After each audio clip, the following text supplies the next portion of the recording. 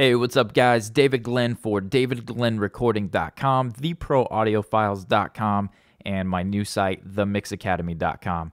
Today, I want to talk to you about business and hopefully a strategy that will help you to grow your business. If you're doing this professionally or you're doing it on the side to make some extra money, if you're a hobbyist and you would like to transition into maybe finding some clients that are willing to pay you, this could be a huge step in the right direction for you. This works for me. I swear by it. I tell everybody about it that I can to try to help as many people as possible. And I've written an article about it. I've got that pulled up on the screen over at theproaudiofiles.com on Grow Your Studio Business. It's titled How to Attract New Clients to Your Studio.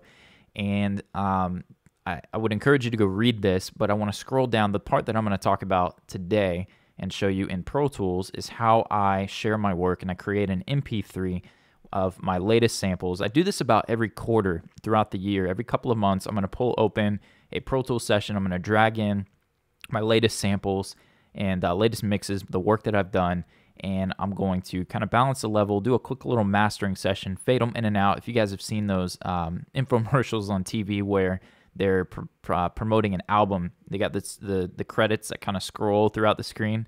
That's exactly what I'm creating, is the audio from that. I actually did one recently where if you go to themixacademy.com, you can check this out. I have a video, and if you click that video, I prepared a sample for promoting the site exactly the same way that I'm telling you in this article how to prepare it. So go check that out, themixacademy.com. Cool stuff there. A little shameless plug. Well, this is that session. In Pro Tools, I would go and I would drag songs in so that they each have their own track. You'll see there's some processing on some of these tracks. And one track, I just did some processing because as I listened to them, I felt like this is a little muddy. So I threw VMR on there. A little shout out for the Slate plug that just was released. But you can see I've just faded in and out of multiple samples. This one's a little bit longer because it's for that video. I recommend keeping your sample reel to about 4 or 5 songs and be genre specific. So if you want to gain a bunch of hip hop work, then throw your hip hop samples in and go find hip hop artists. If you're working to find maybe some country artists, by all means, take just your country samples. I work a lot in the gospel and CCM worlds, and there's a lot of cross-genre work going on. So one artist in the pop, hip hop, R&B, they may also have some folk stuff. So for me, I take those samples and I market to that niche. And you want to be specific on who you're trying to reach. You want to pull those samples in, fade them in and out of each other. What I was trying to say there was you want to keep it to about 30 to 45 seconds. So don't be afraid to fade in and tease in for 5 seconds on one song, fade it out, maybe 5 or 6 on the next, 10 seconds. Try to keep it short and sweet because people don't have a lot of time and our attention spans are a lot less than what we give ourselves credit for.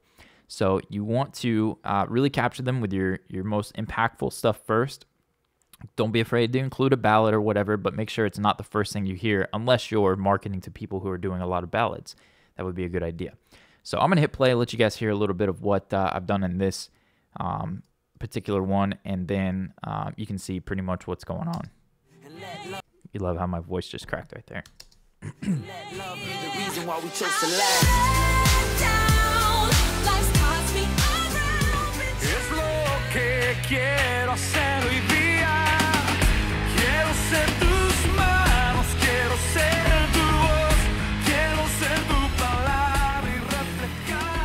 You are more than what you've been revealing, so let it out and let it shine.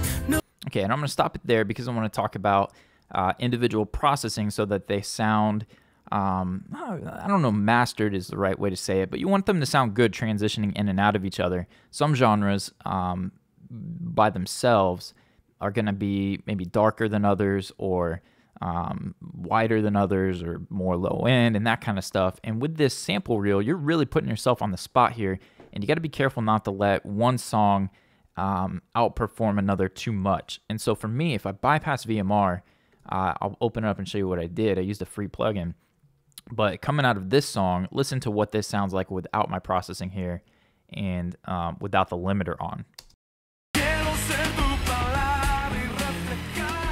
You are more than what you've been revealing, so let it out and let. Okay, So noticing the difference, the transition there, this song is one that I actually didn't master. It went to a mastering engineer with the rest of the record. It was mixed by myself and a few other guys. So what I did is I pulled in a maximizer for this song, set it to a certain setting just to kind of hit it a little harder.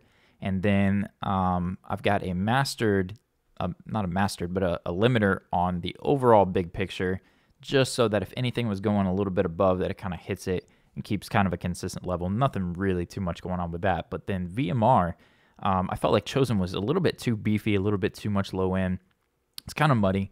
So I want to show you, now that we've got that limiter on to help this one be a little louder, we'll adjust the volume there. You could use clip gain as well. That's a cool tool. But let's hear it, and then I'll pull VMR in. You are more than what you've been revealing, so let it Here it is out in. and let it shine, and know that it's only a matter of time. So now it's a little more comparable. So let it out and let it shine. And we accomplished kind of a meet in the middle deal between those two songs. The next song, the same thing. So anyways, just a little insight to how I'm pulling these tracks in, fading in and out of some spots that I really like of the songs, and then using that to attach to my message. Once again, check out theproaudiofiles.com, how to attract new clients to your studio. Grow your studio business is a link. You can check that out up there. And I'm pretty much the basics of it is I'm going to places like Reverb Nation, Facebook groups, anywhere where there's bands and artists. I'm going hunting for the guys that I want to work with, and I'm sending a message to them, introducing myself, who I am, what I do, and including an MP3. Some people will see it as spammy. That's fine. It's not for everybody, but I definitely notice that whenever I include a sample reel like this, there's a better return on the investment of my time. You want to take it one step further, go hire you someone to copy and paste this email, find a list of bands, make a list of guys that you really dig, you like their music, and then have someone else do it for you. It could be a cool way to market to the masses, and then when people respond, do that personally. All kinds of ways. I hope that helps you. Think a little bit outside of the box. Get your best work, your most recent work. There's a saying, you're only as good as your latest project. So make sure you do this frequently. Every couple of months, go on, drag your best samples. We're always getting better anyways. You guys know that. Let's take your latest work, put it out there. Hopefully you're going to find some new clients. I hope that this helps you. DavidGlennRecording.com, themixacademy.com. Like, subscribe.